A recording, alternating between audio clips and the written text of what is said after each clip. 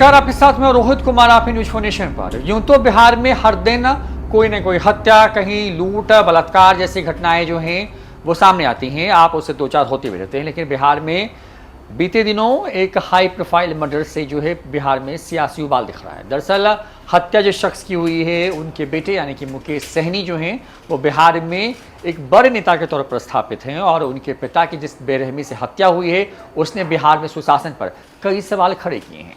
लेकिन हत्या के करीब 48 घंटे होने को हैं और ऐसे में अभी भी पुलिस इस तह तक नहीं पहुंच पाई है कि आखिर किन कारणों से मुकेश सहनी के पिता की हत्या की गई। दरभंगा में सुबह सवेरे जब ये मामला बीते मंगलवार को सामने आया तो पूरे बिहार के साथ साथ दिल्ली तक इसकी गूंज सुनाई दी। बड़ी बात यह है कि इस पूरी वारदात के सामने आने के बाद से लोगों के मन में सवाल है कि आखिर किसी ने मुकेश सहनी के पिता की हत्या इतनी बेरहमी से क्यों की होगी। कई तरह की जो कहानियां हैं वो घूम रही हैं, कई तरह की बातें जो है दबी जुबान से चर्चा में हैं। कहा यह जा रहा है कि लूट के इरादे से लोग घर में दाखिल हुए, पहचान हो गई, लिहाजा हत्या कर दी। लेकिन इनसाइड स्टोरी क्या है, क्यों मुकेश सहनी के पिता की इतनी बेरहमी से उनके ही निर्माणाधीन आवास पर घर के अंदर उनकी हत्या हुई, आपको बताते हैं विस्तार से। घनश्यामपुर थाना क्षेत्र के जिरात स्थित घर में विकासशील इंसान पार्टी के प्रमुख सह पूर्व मंत्री मुकेश सहनी के पिता जीतन सहनी, जिनकी उम्र करीब 65 साल थी, उनकी हत्या का पर्दाफाश पुलिस के लिए एक बड़ी चुनौती बनी हुई है। बदमाशों ने जिस तरीके से वारदात को अंजाम दिया, इससे साफ जाहिर होता है कि मकसद सिर्फ हत्या करना ही था। यही कारण था कि बदमाशों ने लंबे फल वाले चाकू से जीतन के पेट को इस तरीके से फाड़ा कि उनकी अंतड़ियां तो बाहर आई ही, साथ ही चाकू पीठ से बाहर निकल गया। जीतन सहनी की लाश बिस्तर पर पड़ी मिली थी। हाथ, पैर और शरीर के अन्य हिस्सों पर भी प्रहार करने से नहीं चूके थे ये हमलावर। ऐसी स्थिति में पुलिस यह जानकारी जुटाने में जुटी है कि आखिरकार हत्यारों को किस बात से जीतन से इतनी नफरत थी।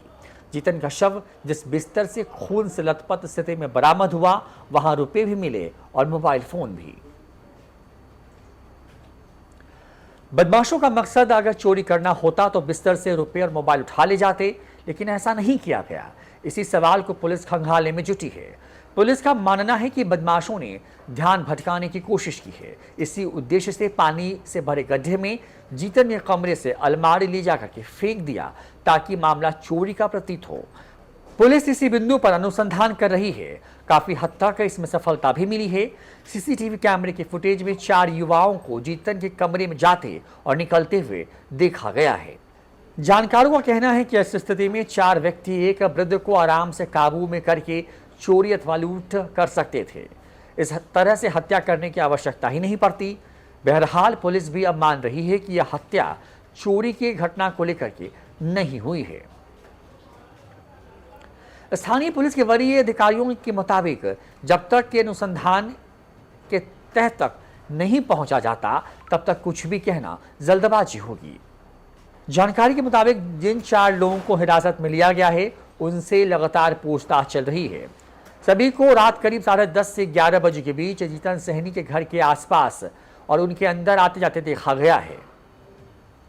सीसीटीवी कैमरे की फुटेज के आधार पर उन 4 से पूछताछ चल रही है। उसमें से एक ने स्वीकार भी कर लिया है कि लोन की जमानत के तौर पर अपनी बाइक मृतक के यहाँ रखी थी, जिसे छुड़ाने गए थे। वहीं 2 लोगों ने मृतक से उधार में रुपए लेने की बात कही है। पुलिस सूत्र बताते हैं कि मृतक के साथ किसी तरह का लेन देन इन तमाम लोगों का था और रात में घर जाने का क्या कारण हो सकता है, इसी की गुत्थी को सुलझाने की कोशिश चल रही है। दरअसल इसमें से 2 युवकों ने मृतक को सबक सिखाने की 2 दिन पहले ही धमकी भी दी थी। ऐसी खबरें भी हवा में तैर रही हैं। बहुत जल्द इस पूरे मामले का पर्दाफाश किया जा सकता है। न्यूज 4 नेशन के लिए दरभंगा से वरुण के साथ रोहित कुमार की रिपोर्ट।